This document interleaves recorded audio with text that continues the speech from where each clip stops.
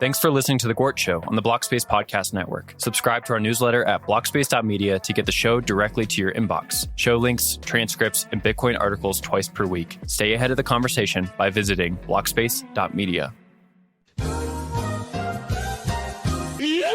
I wanted to sort of lead into now the really good part, which you're known for, which is chastising and berating Ethereum. But I wanted to start this off by saying, or asking rather, is there anything in crypto, outside of maybe Bitcoin specifically, is there anything in crypto that you have seen and you've said, oh, that is really interesting? We've sort of talked about this with a little bit when we were talking about layer twos and scaling, but is there anything that you say, oh, I really wish Bitcoin had that?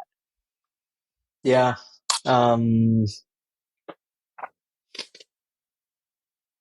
Points. Points. Not really, I'm going to go out and say it. Honestly, I am to a certain extent very much charmed by the idea of NFTs. And this is going to be a controversial fucking take. But I'm not in, I'm charmed by the idea because I think from a purely human perspective, collectibles, if you study the work of Nick Szabo, and people like that, collectibles are kind of like the cousin of money, right? And people have been, humans have been obsessed with collectibles since before there was money, really. And so it's only natural to me that the most novel, interesting, and revolutionary new form of digital money that came into existence, comes with a protocol, a sidecar for collectibles. And, this is not me vouching for any of the crap that's out there.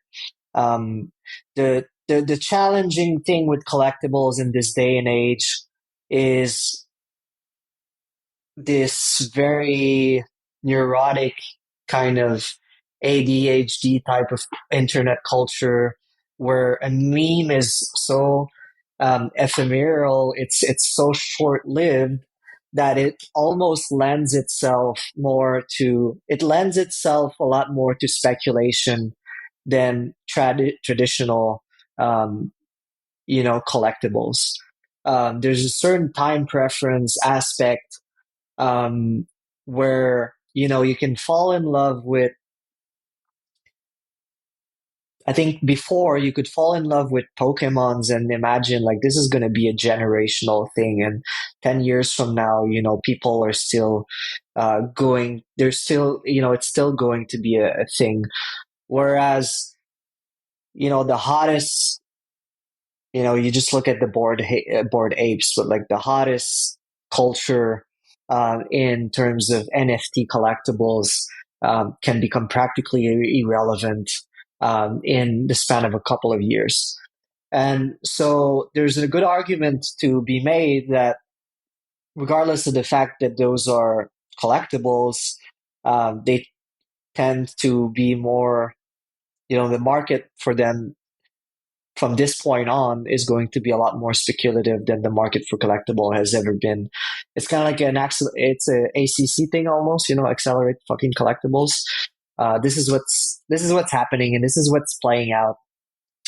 And I understand, there's a lot of arguments. There's a lot of reasons why people hate that. At the end of the day, I've spoken with people that are into this shit, and like you said, for a lot of them, but at that point in time, they vibe with the fucking thing. They vibe with the fucking image, the community. They feel like they're a part of something. Now, what does this say about the human conditions? Is there some kind of very metaphilosophical kind of question where we're looking for this sense of belonging in meme tokens, maybe that's but to each his own, really. And so, like, from purely that perspective, and I know that's a bit of a cop out. I don't know if you were expecting me to like proclaim my adoration of Zcash, or like No. something that I would really like to almost. Sometimes I find myself being like, am I really just too stupid that I cannot fall in love with zero knowledge proofs the way that everyone seems to be? Yeah. No, It's I mean, I think that, yeah, like it's like the ultimate right curve nerd snipe. And the irony is, like, I think I was actually talking to somebody about this. ZK Tech, for us, I'm putting myself like in this category as well. It's like, it is probably the biggest, if that I can think of, it is probably the biggest disconnect between the people who get it, proclaiming it is going to change the world, versus the rest of us. Like that gap, because, and I say this because, like, I look at AGI, and like the people who understand AGI, or like what AGI can potentially bring, okay, we understand like, oh, okay, this could like solve every problem ever, right? Like no more scarcity. Like it dawns on us. But when I like hear people talk about ZK Tech, when I hear people talk about just how massive a breakthrough this is, I'm like, okay, I don't get it. Like I just like it just does not resonate. Like, are we just compressing things? But like, it really has like truly captivated a lot of like the smartest people. So I'm not willing to make a statement on it, but yeah, I agree with that. Like it's really quite interesting. One glimmer of hope for us, I think, is like Shinobi, who is much more technical than I am, is like sort of maybe possibly on our side a little bit. He's like, I don't know yet exactly like where this plays out. I'm like, okay, all right, this is good for us, Yeah. So yeah, that's interesting you say that. Yeah, and I mean, the way I look at it also is kind of like, because it is such a nerd snipe for this right curve people. I guess one of the reason why I kind of like tend to hold back is that my right curve oracles, although I know that they've been kind of like thinking about those kinds of things for years, and perhaps longer than most people that are working on them now. They haven't gone out there in public and said like, you know what, like maybe ZK stuff is like the way forward.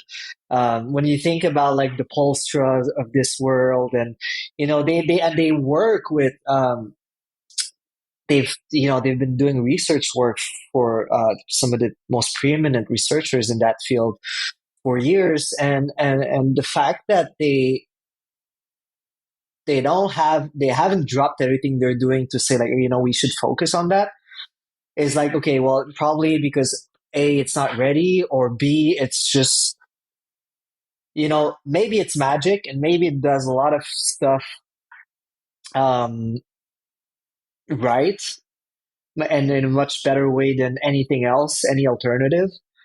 um but maybe we don't know how to use it properly, right?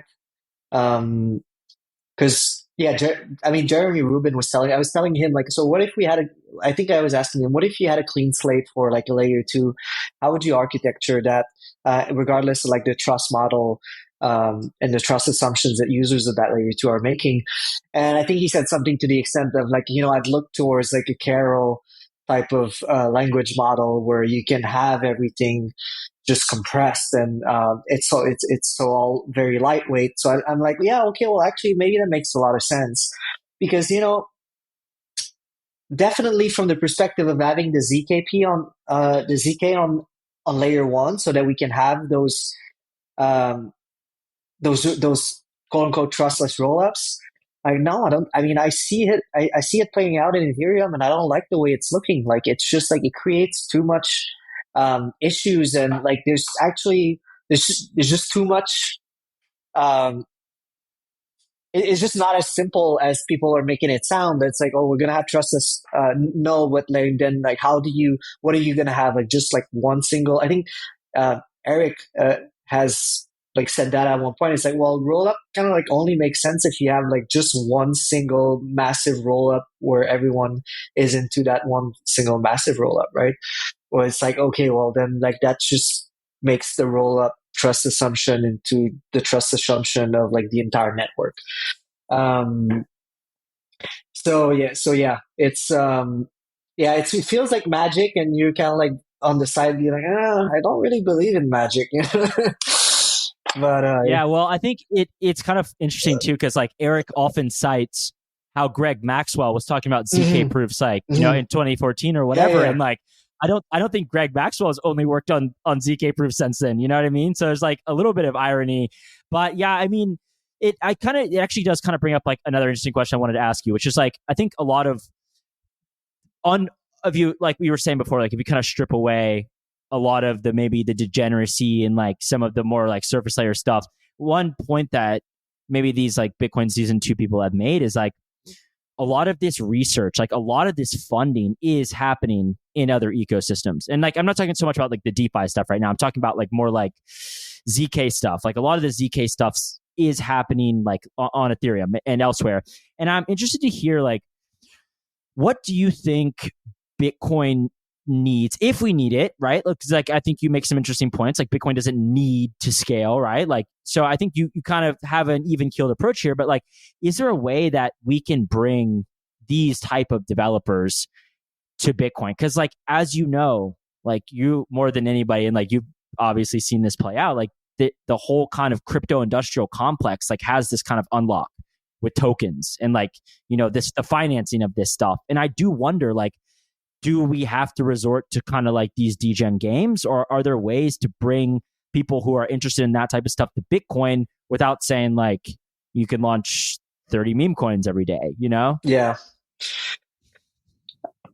Well, I think part of it is happening right now through this, perhaps questionable method of, the taproot wizards and the ordinals, um, because it, I don't know if you'll remember, but and I should probably bring that up because I haven't really spoken publicly about it. But um, last year at almost the same, or maybe a little later in the year, I came up with this Bitcoin script project thing where I had this idea of creating a resource platform for Bitcoin script and allowing more users and developers to become aware of some of the progress that had been made in terms of those primitives, whether it be covenants, whether it be kind of like wallet thing, like what's Rob Hamilton thing. Anyways, like the mini script, exactly. So I was pretty enthusiastic about that because I think, and the feedback that I had gotten, which was that I had like identified, I think, a major pain point in the ecosystem, which is that the documentation in general was absolutely garbage. If you compared Bitcoin documentation to pick your ecosystem, Solana, Avalanche, Stacks, like, I mean, of course, they have foundations and VCs that are throwing millions of dollars at creating creating and marketing this developer ecosystem, and so they're putting together super neat stuff for people to get onboarded in whatever is their chain or their token, and I think it's happening right now through ordinals. I think like it's it's pretty crazy to me that it's so objectively true that so many more users of Bitcoin, the ones that are partaking in ordinals, have an affinity with UTXO control and like SIG hash flags and all of that stuff. Things that you would have never really like hear about from except like devs in their caves, or people that are really really into their Bitcoin wallet and all of that, and so it's clear to me that this ecosystem, I think, has created already a lot of value in terms of having us onboard developers.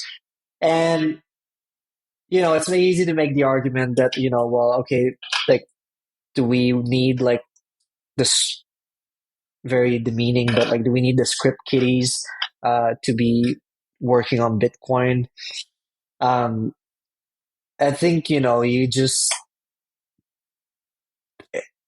I think ultimately you'll get a couple of good um, nuts out of that entire bag of weird shit, and those are going to, like, I don't want to say that Reindl has, he was there a little before Ordinals, but I think he really came into his own at the same time, and I think he's turning into such a major, valuable contributor, regardless of the fact, that he works at Taproot, or maybe actually, as far as I'm concerned, I think he's empowered by Taproot Wizards, and for him to be able to do the work that he's doing right now in terms of researching Upcat and working on it, like, that's, at the end of the day, it's like, um, I think Taproot Wizards is the best example of that. Is like, people have been extremely critical of them raising money and whatever, and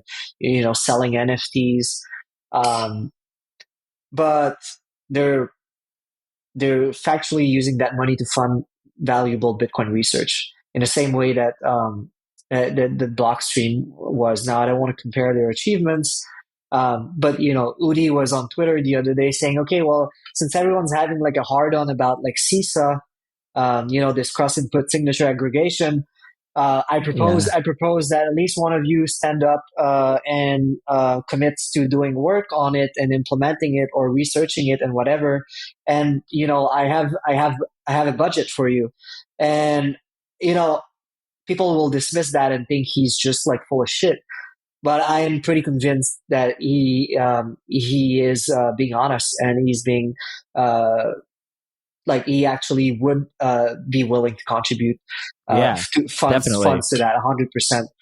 And so how do we? And so aside from that, like, putting that aside, I think generally the way that we do that is that we approach this from a second layer perspective, right? Or like a financial Bitcoin infrastructure perspective, where it's like, you don't have to, it's like, you can have the best documentation in the world. A lot of people that are not so familiar with Bitcoin will look at what you have and what you can do on chain and be like, well, you can't do anything. Like, what can I cannot build anything that way. But I think one of the important narrative shift that's happening, and I think I'm taking the complete opposite stance of Craig Raw here, which is that it's important that we acknowledge that there is a like trust models that can satisfy specific use case, and that we don't treat that as some kind of anti-Bitcoin operation, or um, unholy, or whatever that is. Because this is where people can actually build stuff. Is you'll tell them, well, I have users that are fine with trusting this multisig. I have this federation. Say this. We have this Fedimint infrastructure. There's a consensus model. Take that and run with it and build whatever you want. You can build literally, like, pick your programming language almost. Obviously there's going to be some work to be done as far as like what seems to be the best option, but there's a lot more uh, surface for experimentation there that those kinds of developers are going to be interested in. So I think this is the way we approach that. And so from that perspective, if I can kind of like circle back to Bitcoin season 2 and all of those layer 2s, the one thing that I've said that I think is valuable, regardless of some of the technical question marks that are around the proposed protocols, is the social um, graphs that are happening at the financial level, where there are actually sort of intentions to create federations, right? They have different names for them or whatever, like, but like, I think the more we learn about um, how different businesses can come together to offer services and what makes sense, it's going to be like, like Fedimint. The moment that the creation of those federated mint is kind of uh, let loose, in the sense that it's available through a simple UX, it's going to be like, there's going to be disasters. People are going to create all kinds of federations. Stupid people are going to put their money in them, and stupid people are going to lose their money. But we need to start to iterate there fast. I was always of the opinion that, like, I like fundamentally liquid and the architecture. I think it's like, it's a trust model that, yes, it's trusted, but you can define the outline of trust. You can pick who you're trusting, and you can work from there. But clearly, I think that for different reasons, the market chose not to adopt it. But in different circumstances, I think we need. I've tweeted, we need more bankers. Really, we need more people to step to the plate and be like, do some regulatory arbitrage and say, like, we're going to create this federation, and we don't have problems serving US users. Um, and if they provide, good enough service, maybe they'll be able to fight, US regulators the same way that all the shitcoiners are fighting US regulators, right? This is the point I was making, is like, um, Bitcoiners have taken this attitude of like asking permission almost, right? Where like, it's the degens and the shitcoiners that are like, well, fuck asking permission. We'll just ask forgiveness if it comes. And for the most part, they've been right. They've been slapped on the wrist. Yeah. So it's not my intention also to get people, users, protocol creators to expose themselves to legal liabilities. I understand there's a real risk there. But like I said, I think this attitude of this cypherpunk attitude of this Mircea Popescu attitude of Bitcoin is sovereign, and like you want to like send me letters, but like, as long as I'm relatively out of your purview, or I mean, obviously the US has pretty long arms, but I would like for people to do what the Madeira Federation has done. I don't know what the Madeira Ferdinand Federation, what kind of like regulation they fall into, because arguably they're a money transmitter, but they're in this, like, I know that Madeira has kind of like some perhaps Bitcoin affinity going on at the state level in Portugal. So if, or some people in El Salvador could be playing that game. Um, so I'd like very much for more of those um, experiments to happen. And so that's why I'm like, okay, well, you guys want to create more multisig? Fine with it. Go ahead. I think we'll learn a lot from it, even if the underlying protocol is perhaps, questionable. Yeah. Yeah. Okay. So I asked you, but then we kind of got sidetracked. But you were long. You have long been a Yeah. outspoken critic of Ethereum. Okay. So like, I highly recommend listeners go and listen to your podcast on Stefan Livera. I think you've only ever done two. I recommend listening to both of them. The first one would have A been the one lot. about Okay. the first one. So you Yeah. talked. Sorry. Yeah, you talked a lot about Ethereum. Ethereum has moved to proof of stake. I think that almost, I'll grade you. I think almost all of your predictions have come into fruition or are very close to coming into fruition. You made a lot of points about just proof of stake centralizing, your thoughts on liquid staking derivatives. This is coming up like right as we speak right now, like with regards to kind of like messing with the issuance curve potentially. But yeah, like I'm interested to hear what your, I don't know if you have updated thoughts. I mean, I probably not like anything more optimistic, but yeah, like what are you seeing in Ethereum that is interesting or you want to go off about the exciting parts? Yeah, well, I mean, one thing that I think hasn't quite played out like I predicted, or maybe it's just too early, um, is the notion of this um, this capture of like the capture of MEV has been relatively mild, from the perspective of trying to pull off things that might seem not in the interest of users. At the time, there was a lot of people, talking about doing like multi-block stuff and almost kind of like reorgs and um, and the notion. I think I was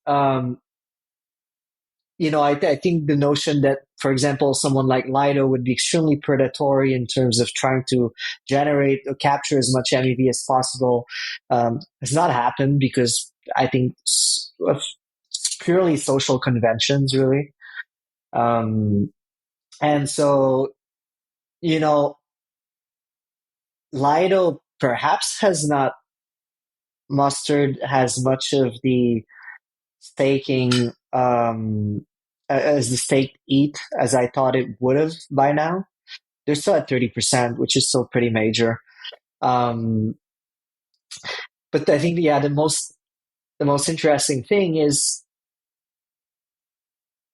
this exact problem, I think, of predatory MEV and sort of very PvP on chain against between stakers is exactly what they're worried about now, right? Because um, the notion that they're discussing of there being increasingly large amount of Ethereum being staked and thereby reducing the actual reward, right, for stakers, creates this scenario where if you have 100% of the ETH that's staked, well, all of the revenues from staker has to come from, MEV types of activities and all of that, right? And so when you have no more, when no one actually benefits from the inflation um, or the new issuance because everyone gets the same, well, the only thing you're left to do is actually look for revenues elsewhere. And I think at that point, it becomes a lot more, like the social convention kind of like fall apart and everyone's like, it's like kind of like to each his own, not to each his own, but like every man for himself, really. And it's funny I mean, and I'm not going to say that I envisioned exactly this from this perspective, but um, I did remember pointing out at the time that would have been 3 years ago now, like what happens if it's 100%? Like it seems like a lot of the assumptions and the work that had been done in terms of the security model were done with the case being that there would be, I don't know, 25, 30, 40%, 50%. Um, and so, yeah, this is kind of like creating this clash, I think, over in Ethereum because the tendency that they have whenever a problem like that creep up is to just um, turn a knob here and there, and then maybe like create a protocol on top or whatever. Here in this case, they're obviously talking about like um, messing with the issuance rate, and I think the conversation might have gone differently at a different point in time. I think they would have been able to kind of like um, almost kind of like omnibus that shit at one point if Ethereum was, you know, almighty and like if they had realized this during the last full cycle and being, oh, that's going to be a problem, they might have been able to like flip the switch on that without too many people complaining about it. But I think they find themselves in a very tough situation at the moment with obviously the conversation around Solana, the fact that their roll up roadmap is getting more complex by the day, the fact that it's all just like, they've just doubled down. Like I tweeted that just earlier, but like, I think this cycle, they didn't find really anything novel. They just doubled down on Ponzi's. And you're seeing that with all of the derivatives and the points system. It's kind of bewildering that no one's calling their bluff in terms of like what points are. Was Frentech the first one to come up with it? They were, right? It was like keys like they were calling them keys at first, and then I was like, oh well, actually maybe we'll call them points now. Thanks for listening to The Gwart Show on the Blockspace Podcast Network. Subscribe to our newsletter at blockspace.media to get the show directly to your inbox. Show links, transcripts, and Bitcoin articles twice per week. Stay ahead of the conversation by visiting blockspace.media. I think, no. Okay, so I think that originally Frentech, the points were called share. So the actual ownership was called shares, but you got points. They changed it from shares to keys. You still get points. So the points are still out there and seemingly increasing by the day. So yeah, I mean, you're spot on. Like it does seem that there's just like an ever increasing number of different ways to frame these kind of Ponzi games. I think one thing with regards to the proof of stake, I think, okay, this is like, well, I don't know, this is like so revelatory, but I think that they did not, I say they, like the people who designed Ethereum proof of stake, I don't think they fully envisioned restaking to the extent. And so like maybe not just specifically restaking, but more just the desire to earn outsized yield once a lot of people stake. It's beta, you know what I mean? So people will always push out on the risk curve. And I think my intuition, and like I said, this is nothing revelatory, like other people have said this, but I think that they didn't entirely see that if you create something with yield, but then everybody starts getting the yield, that people are going to want more yield in order to hold that. And I believe that is like, so the reason I say this is because there was a Bankless episode, I don't know, maybe like a year ago where there was this like discussion about restaking alignment. And it seemed like it kind of came out of the blue a little bit, like, oh, like this restaking thing is going to be big. And when you kind of have this pseudo inflationary system like that is like that in perpetuity, you are going to have people who realize, oh, okay, like the yield I'm receiving is really just maintaining my purchasing power when enough people are staking. So I'm going to have to push out further on the risk curve. I think this is sort of what has, I think this is like one of these things that they didn't like fully see the scope of.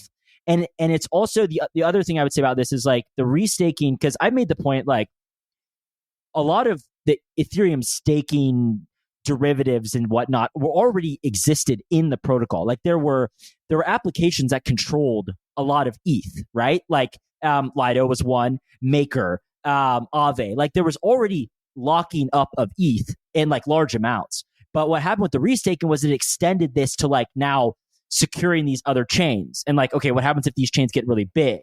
And so I think that was sort of what pushed this out. But yeah, I mean, I'm mainly in agreement with what we're seeing. Like, I think they assumed. I follow. Sorry, I think they knew. They kind of knew. They knew to a certain extent that I think all of that stuff, perhaps. Well, I don't know about the restaking, but they knew about the degeneracy of the people they were building for. I think they assumed too much alignment, right? The mistake that they did was assuming that too many people were, well, that more people would be running like, solo staking nodes, that more people would not trust, for example, the security risk of those types of contracts and be like, oh, you know what, I'm safer, I'm happy with my yield, and I'm just going Right. whereas like no, actually like there plenty content chasing the yield on the risk curve, because there's no culture of there's very little culture of security consciousness, and kind of like and then this whole alignment thing, it goes out the window the moment that the profit incentive becomes big enough, really. Yeah. So what are like, do you have any predictions about Ethereum? Because like you've been long, you don't have to give like precise predictions, obviously, but like you've been a long time critic and like pretty consistent on your criticisms. And I'm just curious, like, I follow this stuff. Like I'm sort of much more in that sphere than you are, obviously. Like I follow this. I'm like friends with a lot of these people. Like I really like a lot of these people. And I'm just curious, like if you have any like hot takes regarding like the long-term viability of, I don't know, Ethereum or maybe just crypto as a whole. Like, Yeah, do we just keep going? I think it keeps going. I mean, I've been saying for a long time that those are kind of, it's an industry that it's just like validator as a service, in the same way that like it's part, ultimately maybe they're really all like Bitcoin side chains. In the sense that there are specific distributed technologies that allow for financial instruments to exist, financial exchange to exist. Um, the big question mark is the economics of it, right? Is like, can you sustain the price required um, for the Ethereum asset to justify people contributing this security through staking?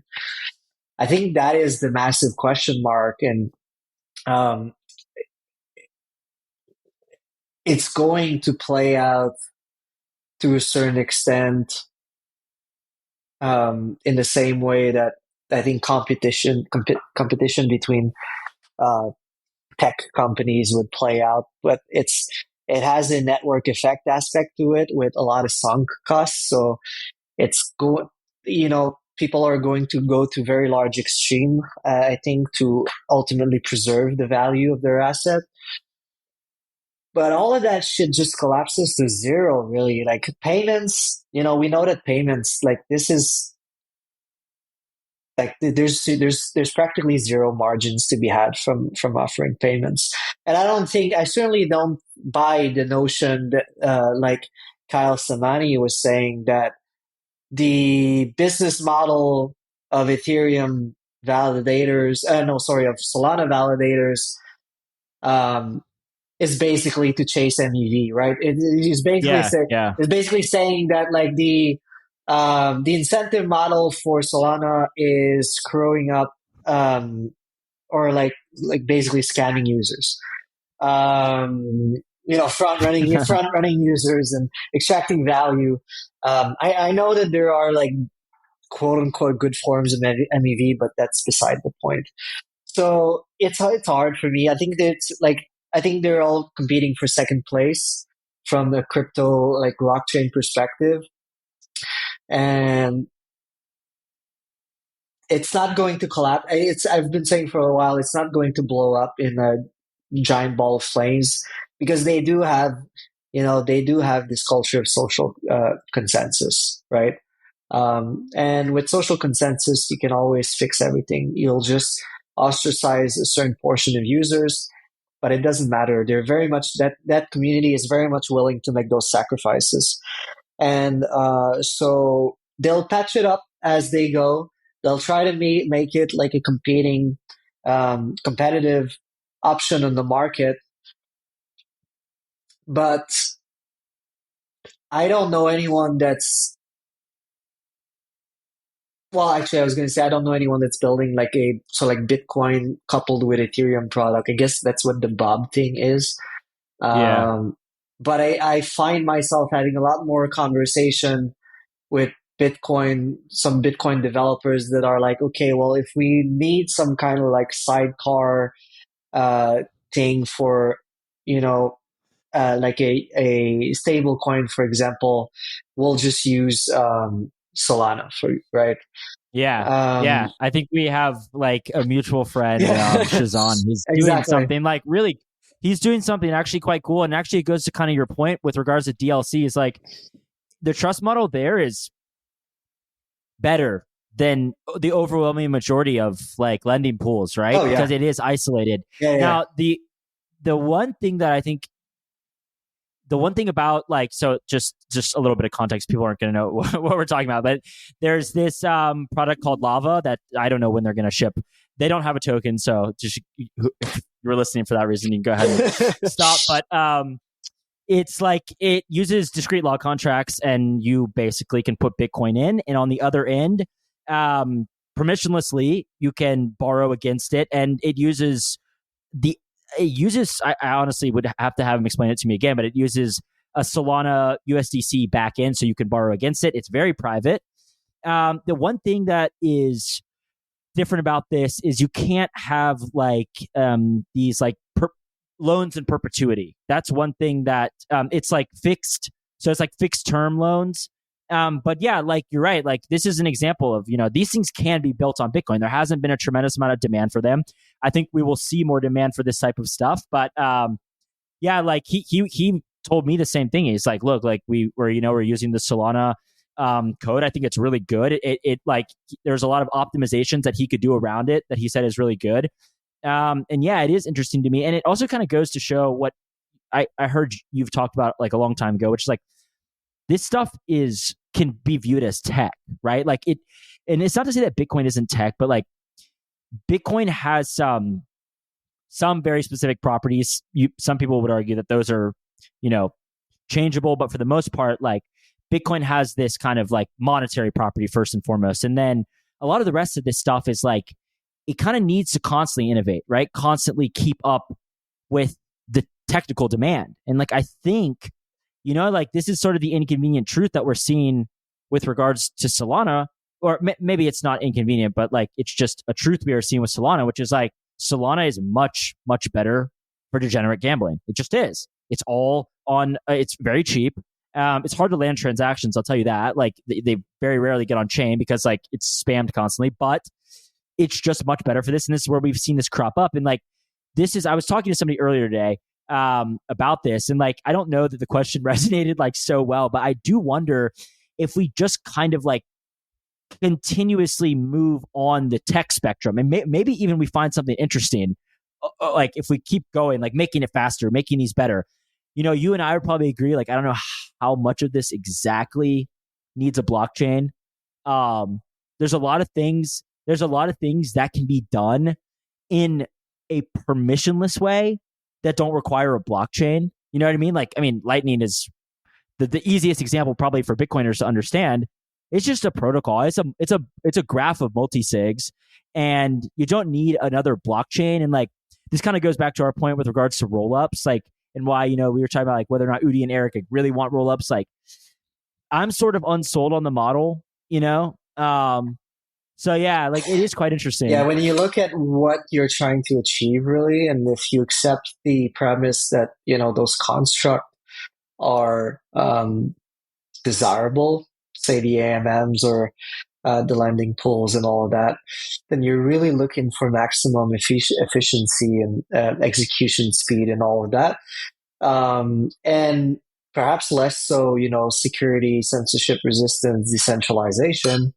And from that perspective, and perhaps you want to make it private, also. So there's less of those opportunities. You have like, I think there's, there are like, you were asking me the question if was anything in crypto that I particularly like.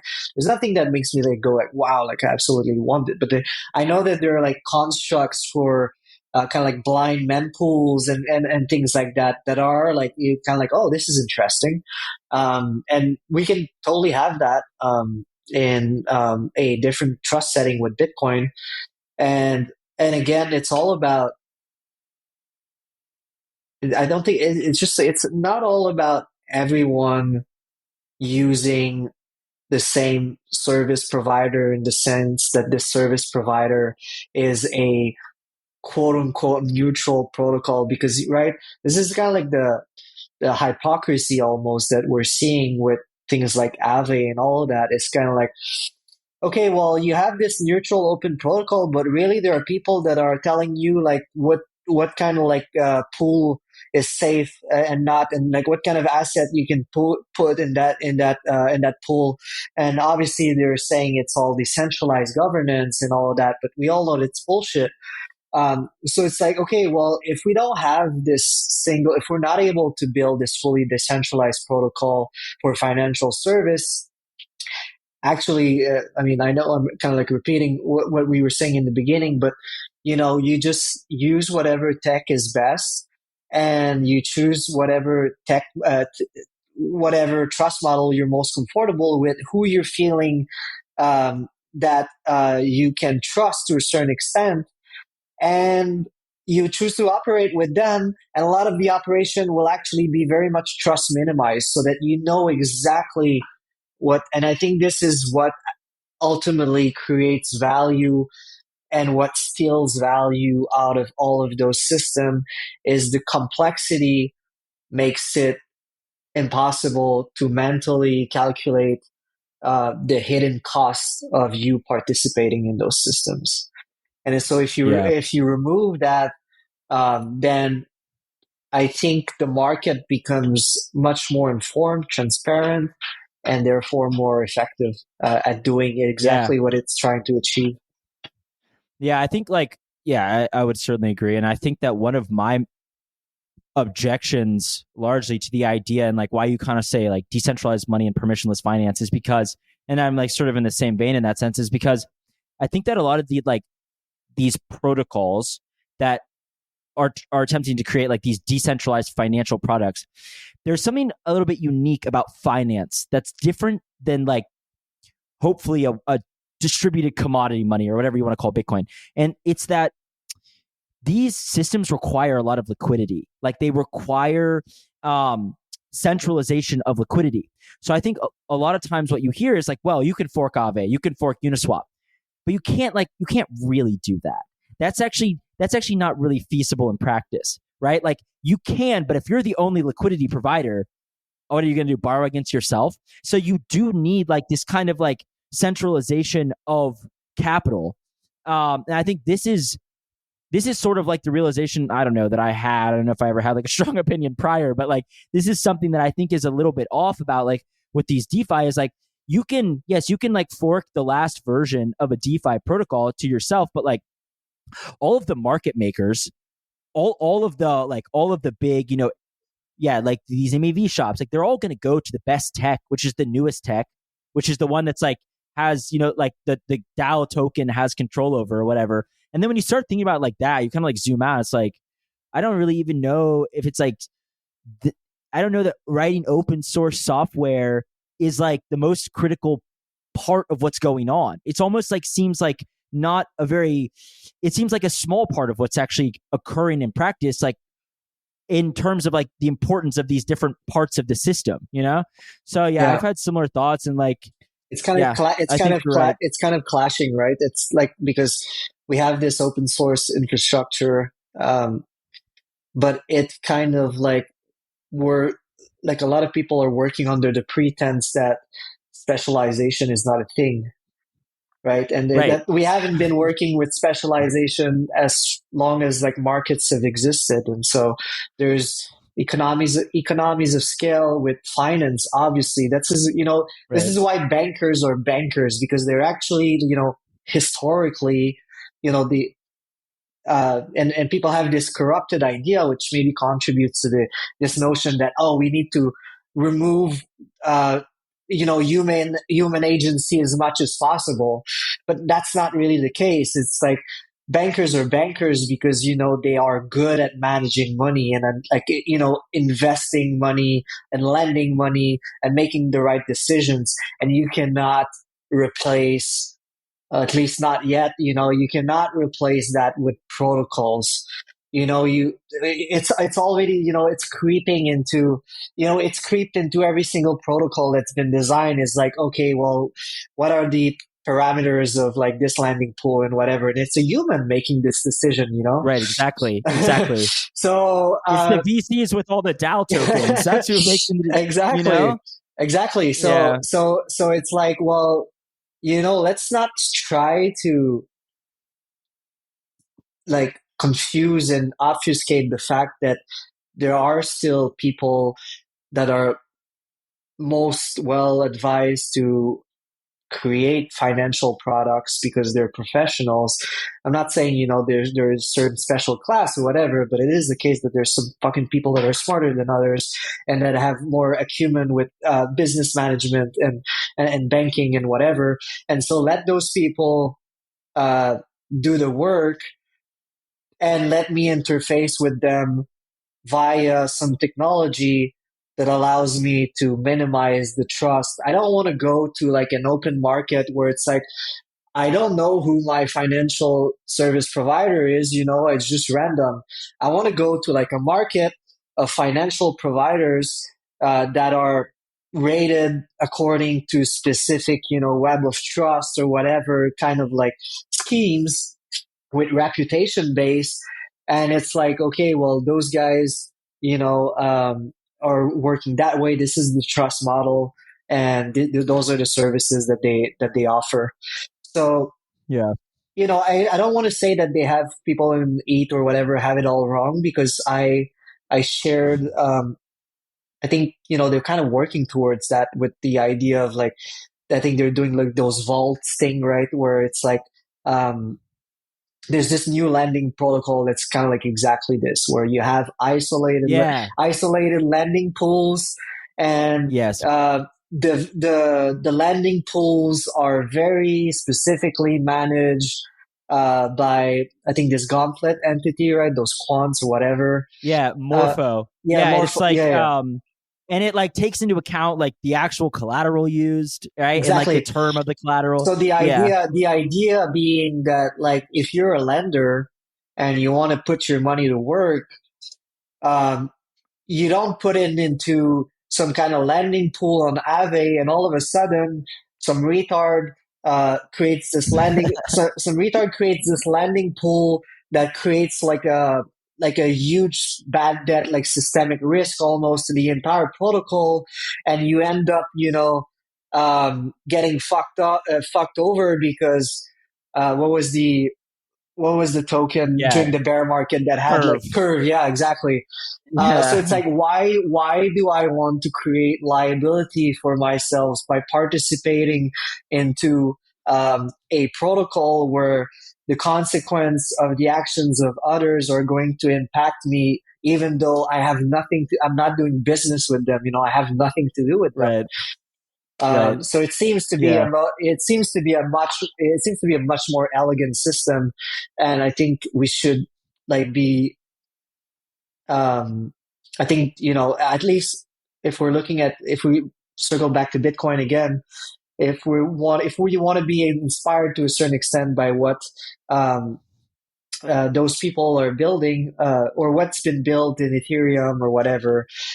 It's like, I think Udi was making that same point with regards to MEV and all of that. It's like, well, we kind of know like where it went wrong on Ethereum. So like, why is everyone assuming that we're just going to do the same exact mistakes, right? You never know, because there's just too much funny money running around, and no one can like validate. I can only imagine the conversations that are happening with VCs and people trying to do layer 2 on Bitcoin right now.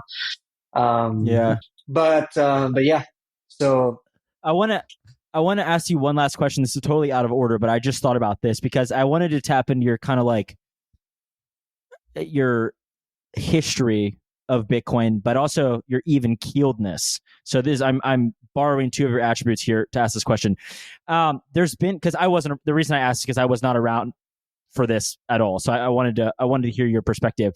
There's been a lot of talk about how, and I'm using this word specifically here, how Lightning was marketed early on, and I know that like Lightning Labs raised a lot of money. Who is the other? There's like a few companies that raised a lot of money on the Lightning premise, and I'm curious, like, because this is something that I would only know from asking somebody who was around at the time. Like, did you think that Lightning was marketed as this like end all be all solution, and that like so we now know its limitations, right? Like you've now discussed that, but like I'm curious because like you hear this a lot, like from especially from like Stefan Livera tweeted like something about this recently, but then Udi and Eric have been like obviously very very strong about how much of a failure Lightning's been, and I Yeah. was just curious.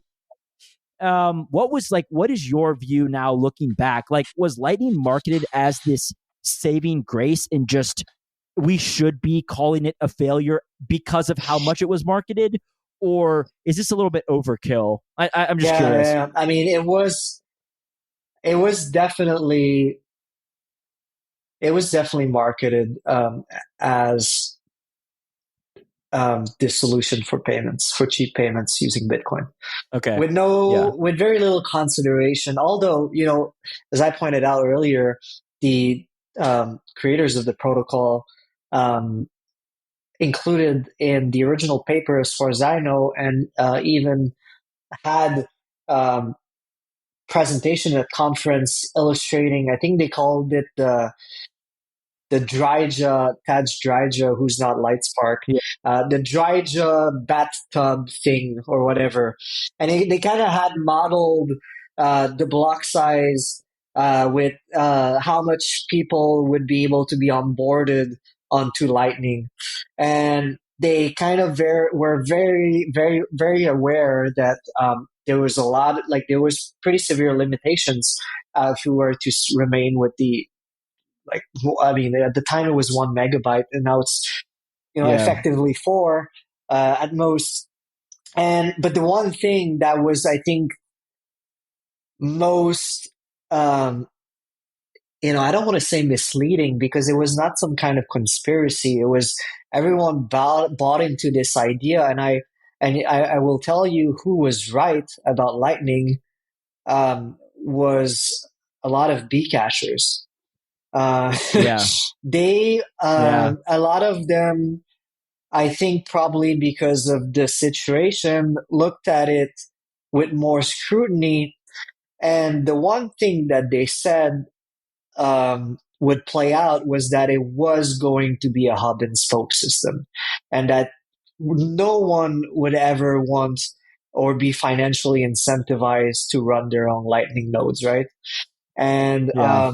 I remember probably myself getting into arguments with some of those people, and I don't remember quite like what my arguments were, but like certainly there was certainly there was this narrative from us maxis or whatever. It was like, no, it's all fine. We'll figure it out, and it's going to be absolutely brilliant. Everyone's going to be peer to peer, running their own nodes in their Lightning wallet. But yeah, very little consideration for the problems of liquidity and all of that. And I mean, moving that, so yeah, the expectations were set all wrong. And that I think the problem also is that this is something that this illusion lasted for a long time, because you said Lightning Labs raised a lot of money and all of that. Well, actually, as I mentioned earlier, the entire, call it like the entire first iteration of Bitcoin venture capital. I remember like distinctly when Yeah. it became a thing, and people were like, "Oh, we're going to do Bitcoin VC as well." The entire, I mean, practically like probably 90% of the money that went into those funds went into Lightning companies with zero consideration for the problems that we're facing now. I don't want to say zero. Some smart people here and there, I'm sure they had concern, but I'm sure they also thought that like the fee issue wouldn't rear its head as soon as early as it did. Um, but yeah, moving forward to now, from that perspective, I think of Lightning being a reliable payment solution for end users under the model um, it was proposed, and under the model that the industry operated in for the last, it's almost been 10 years now, I think, Lightning. It's a failure. But we also I mean, Lightning works also, and it works very well for a very specific use case in terms of like Yeah. having this ability to do instant settlement at high velocity. It's actually pretty fucking brilliant, and the infrastructure Yeah, is. it is. It's funny you say that because like, especially, yeah, like, sorry to interrupt, but like, I never had this view coming in, like, so I'm like later, right? And so I never had this view, like whether or not Lightning was going to save us. So I see how Lightning is constructed, and I compare that to like some of the layer twos elsewhere, and I'm like, oh, this is like kind of brilliant. It's like Tor. It's like Tor, but you just zap stuff around, and it's like it can be very private. I don't know, like I have a Lightning wallet, I never use it, but I don't know how privately I'm using it. But yeah, like I see like, oh, it's a routing network, right? And it doesn't require a blockchain. It doesn't require this like rich statefulness that you need with all of these like consensus mechanisms and whatnot. And I'm like, this is a really good idea. Yeah. And it's funny, like I talked to a kid recently who he works at like Celestia, which is like another, blockchain. And he's like very big on payments. And he was saying the same thing. He's like these channels are like extremely elegant solutions. It's just that they don't really work. And so like, but in terms of like a lot of the, they work. They work, but they were envisioned. I think the failure really is the assumption of a peer-to-peer topology, right? Whereas we would just have our own node and again find like route payments all over. But I think there's still the opportunity, and this is what's happening now, and where it's like, okay, that peer-to-peer topology doesn't make any sense at all. We're just going to work under the Lightning Service Provider model. And so we're going to have a lot of people connect to the same provider, and money will be routed through different providers. And hopefully we get as much competition as possible between those service providers. Hopefully some people are running their own infrastructure if we make it as easy as possible. And then it is actually very effective. I wonder how, I think like maybe even like, because the one thing the light bulb moment that I had today when I saw the light spark moment is actually was I wrong about Tether or USDC on Lightning? Am I mid curving this right now? Because I've always thought like, and a lot, this is what everyone is repeating, but it's like, oh, this is over architectured for Lightning. It doesn't make any fucking sense at all. No one's going to want to use it because Lightning doesn't work anyways. But then it's like, okay, Coinbase, Lightspark, Circle. Now you have Lightning available on Binance, OKX, all the major exchanges, Bitfinex. Well, then it's like, actually, if you're some kind of market maker, maybe it's actually starting to make sense for you to manage your inventory via Lightning in between like all kinds of different venues. And you can do that. I mean, obviously you can do that with Bitcoin, but you can also probably do that with USDC if Lightspark and Coinbase, start playing that game. No, I can tell you like for certain that there's actually some things that you may find kind of interesting that are coming. Yeah, I mean, I think, like we were talking about Mark Goodwin at Bitcoin Magazine, like he's like very anti-stablecoin. And I think it's like good to have those voices, right? Because like one thing that I think I live in the first world, you live in the first world. Like I think we are kind of like we're privileged that we can be like, yeah, I want to hold Bitcoin. Like, I don't find the value of like stable coins, right? Like, it's just not that interesting to me. It's just not like, and this is what is, I mean, a lot of the rest of crypto is kind of like predicated on this idea that like these are great rails for stable coins. And I'm like, guys, like, come on, like, what are we doing here, right? Like, it's just not that interesting. But like, there's clearly demand, and I think that yeah, I think that Lightning can, like, with these like Taproot assets, these can be like put on Lightning, and I think there's like a lot of potential there. I won't personally use them. I'll hold Bitcoin and stick to Bitcoin, but yeah, I think like it definitely we may see something like this like coming soon. Yeah, I mean, there's a push for it. There's a lot of companies that are trying to make this a thing. It's a challenge, from a UX perspective, because like it's hard to beat Tron for, where's the demand? You ask, where's the demand for stable coins at the more retail level? And those places, they're just like, they're perfectly fine with trusting something like the Tron Yeah. blockchain. But can you, so yeah, it's like, can you architecture that via Lightning in a way that the UX is good? You can probably do it, but in the end, you end up with a very, I think, almost custodial-ish Lightning, right? Where it's like, Yeah. then at this point, it's like, okay, well, then why are you really, does it need to be on Lightning? Um, yeah, but I think it's huge. Like this Coinbase and Lightning news. Yeah, like I said, I think we peak bearishness, and then with the Phoenix wallet, Phoenix server, um, the numbers are not too bad actually. If you look at it, because the point that's been made is just like, oh, it's obnoxiously expensive using Lightning actually when you're doing high fee events or whatever. But with the right providers, I think they can make it so that it's probably remains true with the limitations that we have. But at least for near term, it might actually work good enough, right? So we'll see. Yeah. Well, Alex, we've talked for a really long time. I may split this into 2 episodes. But this was awesome.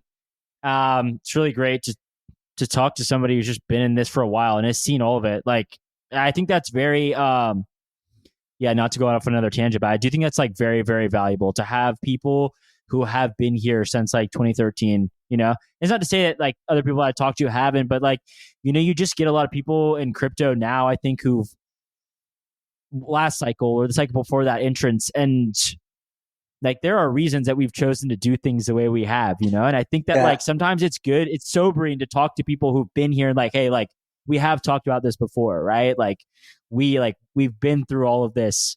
So yeah, I really do appreciate you. I think in a way, like the thing that I think the reason why I find myself in this situation, fortunately or not, is that there's a lot of people that are still around that have been around for probably as long as I have. But in a lot of cases, they've been, they might be developers that have been working, for example, on Lightning for the last 10 years. And that's all really that they could afford to care about, right? Where I was fortunate enough to be around for that long and never really having to like, you could say I'm like the jack of all trades, kind of master of none type of persona. But you need that kind of. I agree. I mean, there's a handful of people like that in the Bitcoin ecosystem. Thinking about